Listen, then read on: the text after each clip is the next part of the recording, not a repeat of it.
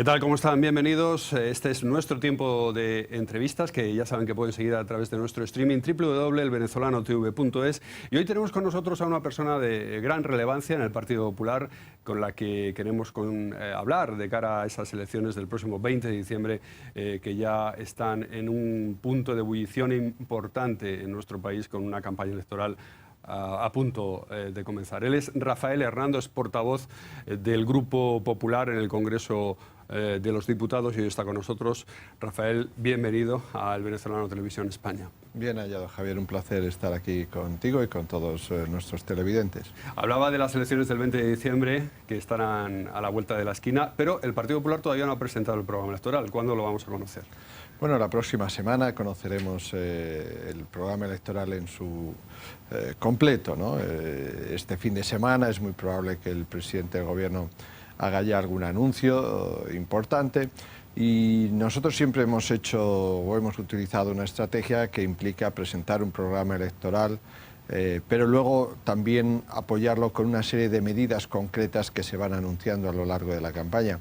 Vamos a repetir el mismo modelo que ha sido exitoso en otras ocasiones, y por lo tanto, pues mientras que otros están presentando cada día una serie de iniciativas que luego acaban desapareciendo de sus programas y que por lo tanto son sencillamente meras ocurrencias, nosotros hemos hecho un proceso muy intenso de consultas entre los ciudadanos, de consultas con las instituciones, de reuniones con todo tipo de organizaciones, para presentar un programa que sea capaz de encarar los grandes retos que tiene España en los próximos 4 años, ¿no? Consolidar la recuperación, crear empleo, hacer políticas sociales y de bienestar social, y vertebrar nuestra integración cada día más intensa en nuestras responsabilidades en Europa.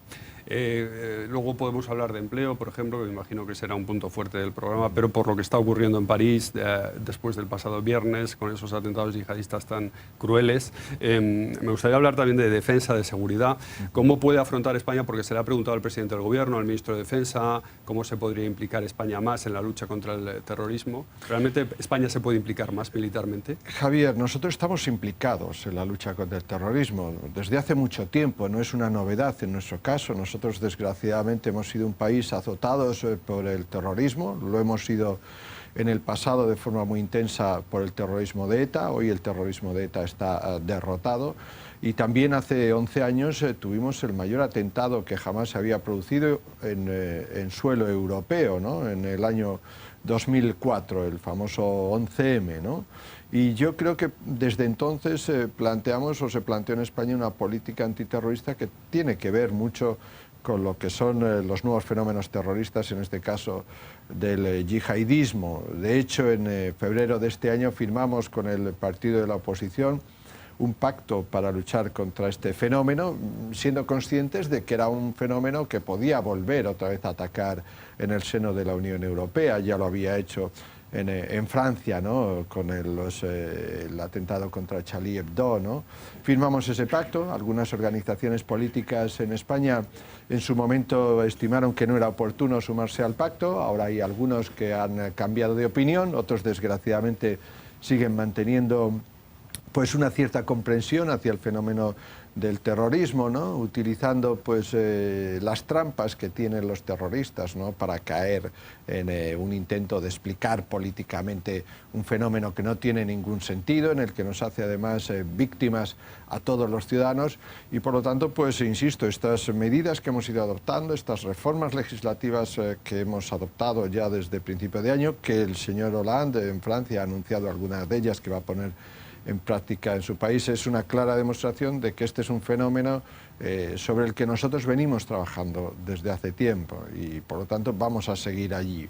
Vamos a colaborar evidentemente con Francia, que es un país hermano, más militarmente, si nos lo pide. Hermano y aliado, y si nos lo pidiera, evidentemente después de pasar por el Congreso, porque cualquier implicación militar de envío de tropas, por ejemplo terrestres, implica un paso por el Congreso, pero hemos colaborado con Francia en algunas otras operaciones contra el terrorismo, también no en la zona caliente de Siria, pero también en otras zonas calientes en África, ¿no? Donde hemos enviado tropas para colaborar con Francia también en la lucha contra el terrorismo islámico en la zona sur del Magreb, ¿no? Y bueno, pues ahí hemos estado apoyando a Francia, que es un país amigos y con el cual pues todos nos tenemos que sentir solidarios en estos momentos, ¿no? El otro día decía la vicepresidenta Soraya Sáenz de Santamaría que actitudes como la de Pablo Iglesias de Podemos, que digamos no suscribe ese pacto antiyihadista y va por otro lado proponiendo un consejo de paz, le acusaba de falta de grandeza. ¿Es una anomalía Podemos en la política europea, con posturas realmente en algunos casos bastante extravagantes?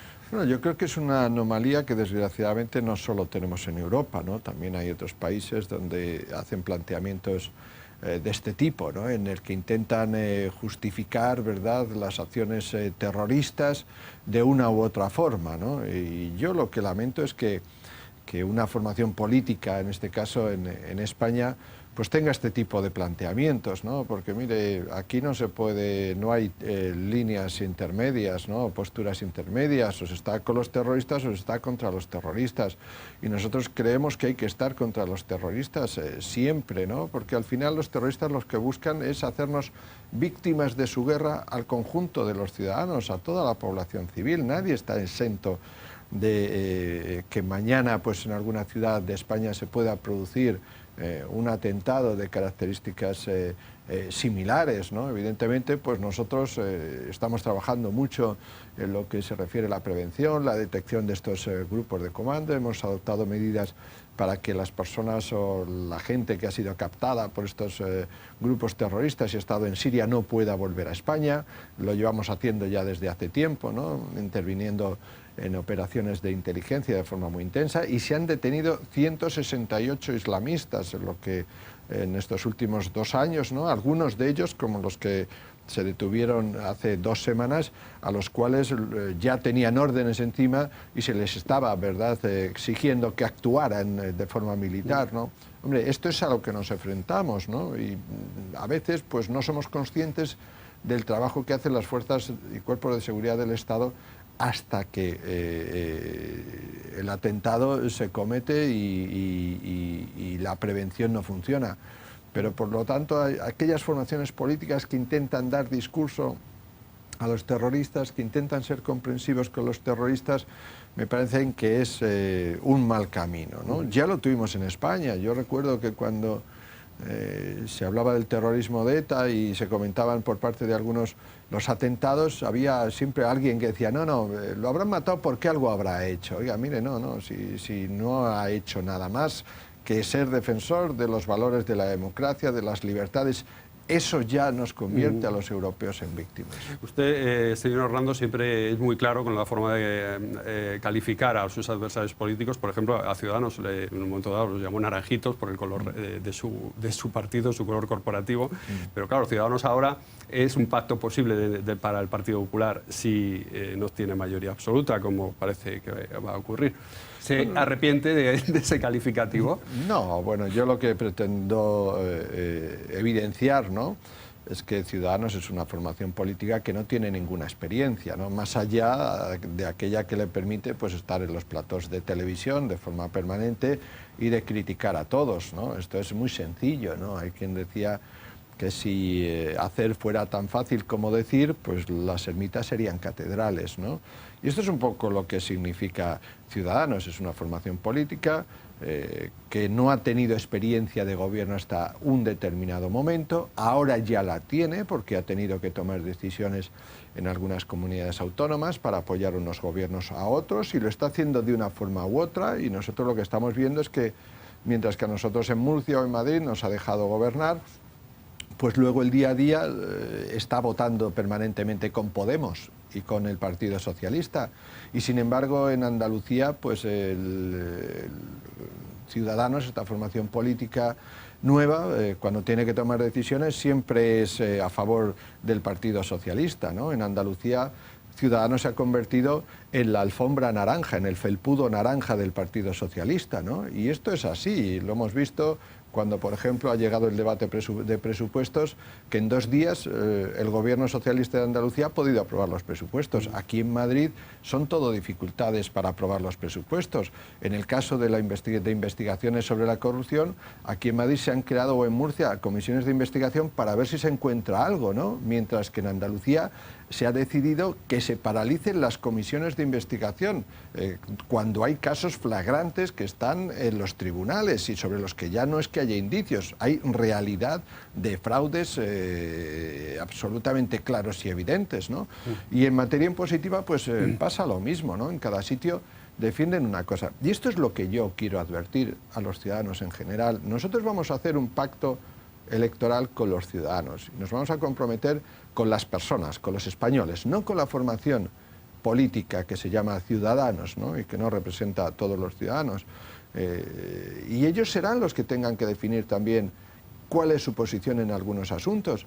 Porque mire, en el mes de septiembre presentaron su programa en materia sanitaria y dijeron que lo que había que hacer en España era que las comunidades autónomas que se lo pudieran permitir pudieran establecer un copago sanitario, lo que implicaría evidentemente que hay distintos servicios sanitarios independientemente del territorio en el que uno viva. Oiga, pues esto me parece temerario, ¿no? Porque nosotros lo que defendemos es precisamente un principio de igualdad y solidaridad en el que todos los españoles tengan las mismas prestaciones y servicios sanitarios independientemente de cuál sea el territorio. Ahora han presentado una propuesta institucional. Han estado criticando y diciendo que el Consejo General del Poder Judicial no garantiza la libertad de los jueces. A mí me parece que estas formulaciones son un poco pintorescas, ¿no? Pero la alternativa a eso es crear un organismo unipersonal, sustituir un organismo donde hay 12 personas que son elegidas a propuesta de distintas formaciones políticas en el Parlamento y que se aprueba por mayoría cualificada, para hacer esa misma mayoría cualificada para elegir no a 12, sino a un señor que se convertiría en una especie de caudillo de todos los jueces y que decidiría sobre la carrera de esos jueces, con lo cual la independencia judicial, oiga, es que saltaría por los aires y la pluralidad dentro de la propia judicatura. Por lo tanto, bueno, yo entiendo que hay gente que por aportar cosas novedosas a veces se queda en ocurrencias. Fíjese, propusieron eliminar el Tribunal Constitucional para que esas funciones las determinara el Tribunal Supremo. Pero claro, ahora ante el desafío territorial en Cataluña, ante el intento de ruptura del independentismo en Cataluña, es precisamente el Tribunal Constitucional una de las instituciones que más está haciendo, ¿verdad?, para frenar ese proceso. Por lo tanto, mire, yo respeto a la gente que se presenta. Pero van a tener que pactar con ellos si quieren gobernar, porque parece improbable una coalición con el Partido Socialista. Bien, y si ponen condiciones como, por ejemplo, que no sea presidente Mariano Rajoy, ¿cómo actuaría? Mire, ¿o qué actitud tendría el Partido Popular? Evidentemente nosotros lo que no vamos a hacer es ir en contra de lo que voten los ciudadanos, ¿no? Nosotros presentamos un candidato y jamás en la historia de España no ha gobernado quien ha ganado las elecciones. Por lo tanto, mire, Ciudadanos lo que tiene que hacer es decir precisamente qué es lo que va a hacer antes, ¿no? Y no hacer trampas. Y esto de estar en la indefinición, que a veces están, pues le puede llevar a alguna gente pues a que se equivoquen a la hora de votar, ¿no? Pero el voto es lo que determina precisamente el futuro, y se ha demostrado aquí en España, ¿no?, como lo hemos visto en la crisis, ¿no?, y quién ha sido capaz de arreglar la crisis, que hemos sido nosotros, el futuro de tus hijos, de tus padres, de tus hermanos, de tu familia.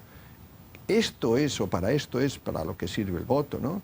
Y cuando se está votando se está decidiendo qué personas se van a situar y van a estar en el Congreso de los Diputados. Y para estar en el Congreso de los Diputados, haciendo las leyes que van a determinar nuestra vida, nuestro futuro, se necesita experiencia legislativa. Deberían formar parte del gobierno los de Ciudadanos si realmente pactaran con el Partido Popular, en lugar de solamente... Déjeme que insista en esta idea. No hay nadie de Ciudadanos, ninguno de sus candidatos ha estado jamás en el Congreso de los Diputados. Oiga, lo primero que van a tener que aprender estos señores cuando lleguen allí es a encontrar el casillero y cómo funciona. Es lo que les está pasando en los ayuntamientos y en las comunidades autónomas, que no saben cómo funciona nada. Entonces esto tienen que valorarlo los ciudadanos. Oiga, vamos a pagarle una beca a unos señores para que aprendan a ver cómo funciona esto del Parlamento y luego pues determinen o tomen decisiones. Bueno, puede ser interesante esto, ¿no? Pero yo creo que esto hay que hacerlo con prudencia, ¿no? Decía que es una actitud demasiado cómoda decir, como están haciendo en Madrid, en la Comunidad de Madrid, nosotros apoyamos, pero no nos implicamos, o sea, estamos en una posición de dentro pero fuera. O sea, deberían formar parte de un gobierno si realmente quieren apoyar al Partido Popular. Bueno, ¿Estaría el Partido Popular dispuesto a aceptar que formaran parte? Mira, Con Javier, ministros, lo lógico y la experiencia de este país te demuestra que cuando uno tiene, los ciudadanos le dan la decisión de tener capacidad de decidir, y en este caso, pues Ciudadanos tiene capacidad de decidir en algunas comunidades autónomas, veremos qué es lo que pasa en el Parlamento español, cuando se abran las urnas, ¿verdad? Pues lo que tiene que hacer es comprometerse, y comprometerse con un pacto de Estado. Nosotros gobernamos en el 96 con un pacto electoral, o sea, postelectoral, pero fue un pacto de gobierno, ¿eh? Y eso estableció una serie de reglas que permitió que esa legislatura, a pesar de que el Partido Popular tenía una minoría o una mayoría que era la mayoría más minoritaria que jamás se había ocupado de gobernar el país, pues fuera un proyecto de éxito, ¿no? Al final los ciudadanos nos recompensaron con la mayoría absoluta. Y hubo otros que decidieron hacer otra visión y otro gobierno diferente. Zapatero decidió por aquello que él llamaba la geometría variable, que consistía en que cada día pactaba con uno según sus intereses, y eso nos lleva al caos, ¿no? Por lo tanto, pues a mí lo que me gustaría es que los señores ciudadanos pues se mojaran en algo, ¿no? Y que asumieran el papel que le han dado los ciudadanos. Y por lo tanto, si hay un gobierno, pues pudiera ser o bien un gobierno de coalición, si así lo determinan los ciudadanos, insisto, y no tenemos una mayoría suficiente para gobernar, o que por lo menos pudiéramos establecer una serie de reglas de juego, es decir, un pacto de gobierno para los próximos 4 años. Esto es lo que requiere o lo que se hace en un país moderno que lo que quiere es progresar. Ahora, yo entiendo que el señor Rivera puede jugar a esto que está jugando en algunos sitios, ¿no? Es decir, bueno, yo dejo que gobiernen unos y luego me desentiendo, ¿no? Y si es del PP, pues lo que hago es ponerle zancadillas todo el día, porque lo que a mí me interesa es quedarme con los electores del Partido Popular. Y si es el Partido Socialista, pues yo le apoyo y hago de felpudo, suave, como hacen en Andalucía, pues porque eso creo que es lo que me interesa, ¿no? Entonces, bueno, yo espero que, claro, uno está muy bien cuando es jovencillo, ¿no? El hacer todo tipo de postulados, pero cuando uno llega a la responsabilidad del Congreso de los Diputados, la juventud no sirve para nada, ¿no? Ahí lo que vale es el compromiso. Bueno, antes de terminar me gustaría preguntarle también por las elecciones de Venezuela que se celebran el próximo 6 de diciembre, legislativas. Hay muchas expectativas, incluso una posibilidad que antes no parecía que hubiera tan clara de ganar los partidos que se oponen al régimen de Maduro. ¿Se atrevería a hacer un pronóstico de cara a esas elecciones del 6 de diciembre? Mire, yo más allá de los pronósticos, lo que deseo es que Venezuela supere esta situación de dictadura encubierta que lleva padeciendo desde hace algunos años, ¿no? Lo que me gustaría es que los hijos de los líderes de la oposición pudieran saludar a sus padres en su casa. Hoy el periódico El Mundo recoge un reportaje precisamente sobre los hijos de Leopoldo López, ¿no? Que ha sido condenado a casi 14 años de cárcel. Exactamente, pero es que antes, pues otra de las diputadas más votadas en Venezuela tuvo que mandar al exilio a sus hijos porque sabía que podían ser agredidos, ¿no? Ya había sido agredida ella misma en el Parlamento, ¿no? Y estaba amenazada. Y esto es lo que yo deseo para Venezuela, un país que viva en libertad y en democracia real, ¿no? En el que la oposición pueda manifestarse y pueda manifestarse en el Parlamento de forma libre y en el que los aparatos del Estado no estén, ¿verdad?, al servicio de un régimen que consiste en aplastar a la oposición democrática o en falsear pruebas para encarcelar a los ciudadanos que se oponen a sus políticas, ¿no? Esto es ciertamente lamentable, es un grave retroceso para Venezuela y yo lo que deseo es que Venezuela acabe con esta historia, ¿verdad?, y que sea capaz de escribir nuevas páginas brillantes de ejemplo para el resto de los países de la comunidad iberoamericana de democracia y de libertad. Lo hizo en el pasado y de lo que se trata es que pueda construir ese futuro en el que todos quepan, en el que todos los ciudadanos venezolanos puedan aportar algo. Y yo creo que en estos momentos los únicos que ofrecen ese futuro pues son aquellas fuerzas políticas que han constituido la Mesa por la Unidad Democrática, que lo que pretenden es superar este régimen vencer al régimen y escribir un futuro distinto para los ciudadanos de Venezuela, que al final les traiga prosperidad económica, que les traiga empleo y que sirva, ¿verdad?, para que Venezuela vuelva a ocupar en la comunidad internacional ese papel que le corresponde, ¿no?, de un país en un entorno iberoamericano líder en valores como son el de la democracia, el de la libertad, el de la pluralidad, el del crecimiento económico y el del respeto a los demás. Pues Rafael Hernando, portavoz del Partido Popular en el Congreso, muchas gracias por haber estado con nosotros. Esperamos que vuelva por aquí algún otro día. Gracias a todos vosotros. Gracias, Javier. Esta ha sido la entrevista con Rafael Hernando, figura destacada del Partido Popular, ya muy cerquita de las elecciones del 20 de diciembre, que también nos ha hablado, como han visto, de las elecciones de Venezuela el próximo 6 de diciembre. No se vayan porque ahora continuamos. Ahora llegan las noticias. Hasta ahora.